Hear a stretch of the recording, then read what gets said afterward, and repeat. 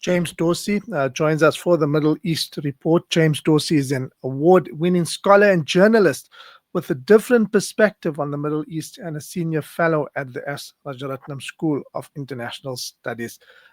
James, good morning, and thank you so much for joining us on Radio Islam. Ibrahim, it's always a pleasure to be with you. Thank you for having me. Let's start off with US President Donald Trump may think his new 20-point proposal will end the Gaza war and solve the Israeli-Palestinian conflict, but the reality on the ground tells a very different story. Indeed, and that reality appears to be sinking into the Trump administration.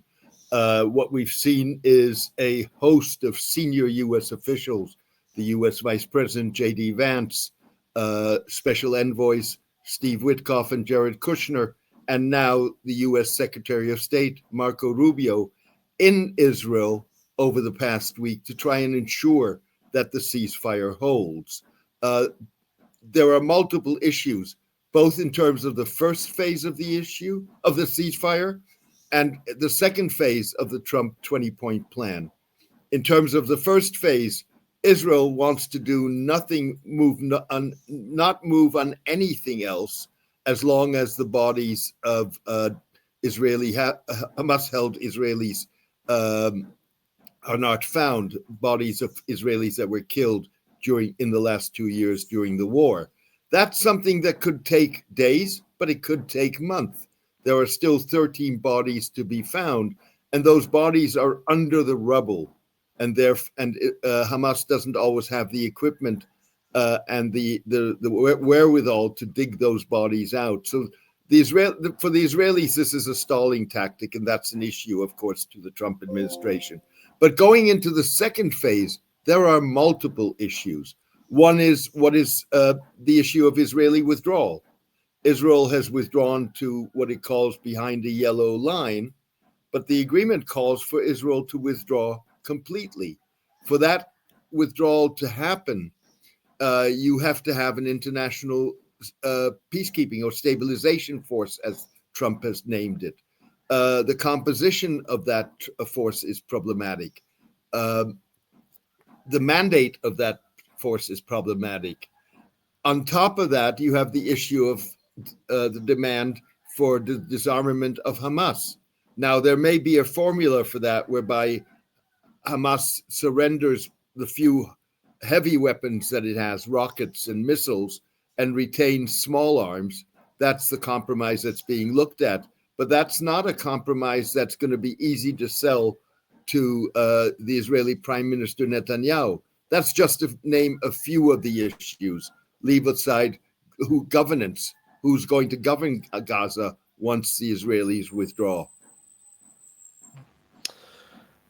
And Israel isn't the only one operating with impunity in a world leaning towards authoritarianism. As Saudi Crown Prince Mohammed bin Salman prepares for his first visit to the White House in almost a decade, the world seems to have forgotten the brutal killing of journalist Jamal Khashoggi inside the Saudi consulate in Istanbul way back in 2018. Indeed. So the Saudi Crown Prince is scheduled to make his first visit since 2016 to the United States and to the White House on November 18. That's going to be the final, if you wish, resolution or bearing of responsibility for the killing of Jamal Khashoggi in 2018 in the Saudi consulate in Istanbul.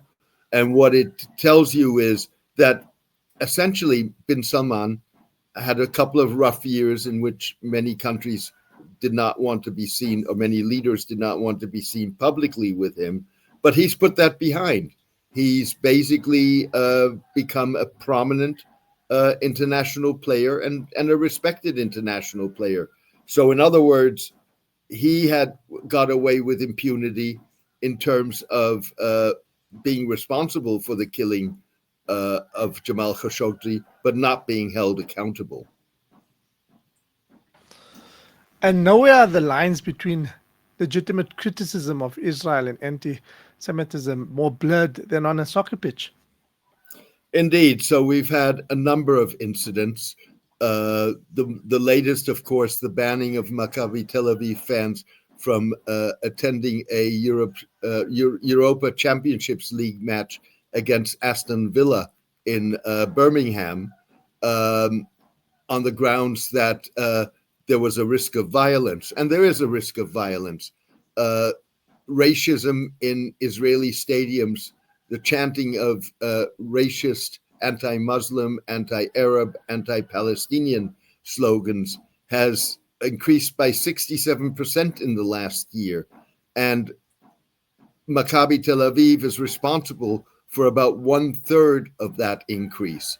So that's one element. Now, part of the reason why the Maccabi Tel Aviv fans were banned was what happened almost a year ago in Amsterdam, when Maccabi Tel Aviv was playing a competition match against Ajax in Ajax Amsterdam, and at that time you saw significant anti-Semitic slogans being shouted, as well as on social media, against the Maccabi Tel Aviv fans, leaving aside for a moment who started the violence between the two groups.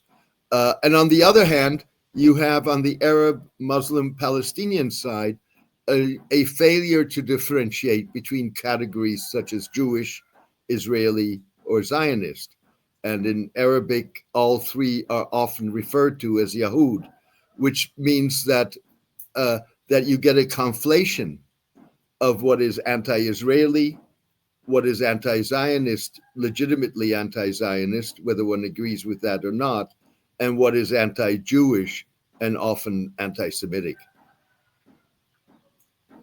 And speaking of double standards, James, the International Olympic Committee is once again under fire.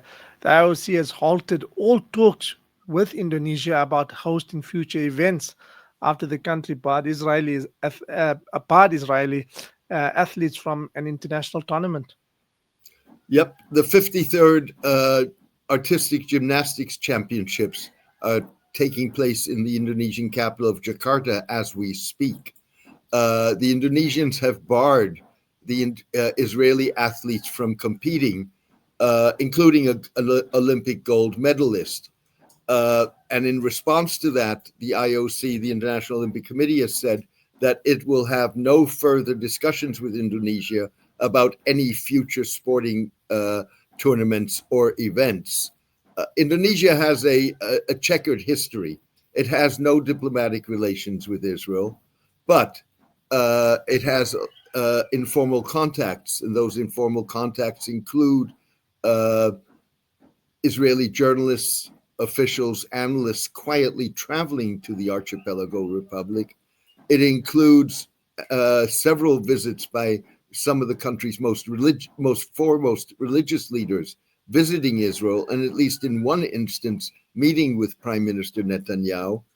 And it includes Indonesians traveling via Jordan to Israeli-controlled territory to visit holy shrines.